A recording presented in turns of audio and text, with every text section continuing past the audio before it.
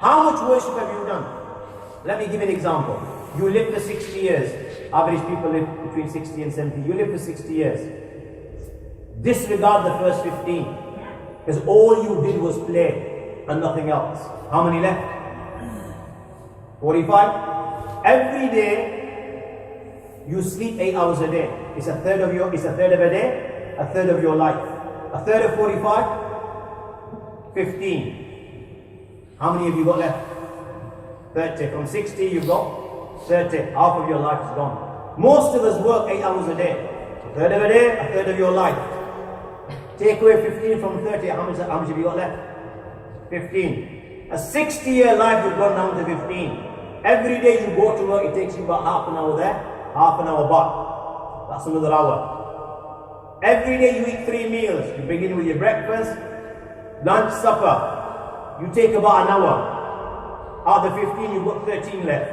Every day, you're on the social media, the net, whatever it is, for a few hours a day.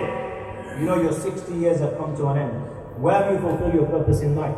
We're all at it, and nobody realizes. My young friend, you know, on that day, you will not move.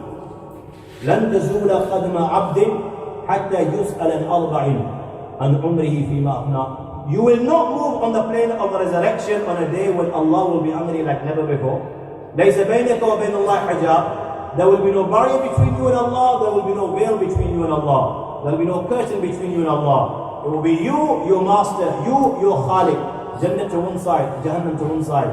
And your first question will be, O Abdullah, O Abdurrahman, O Zainab, O Kulthum, I gave you 60 years of life. I told you, وَمَا خَلَقْتُ الْجِنَّ وَالْإِنسَ إِلَّا لَيَعْبُدُونَ. I created you for worship.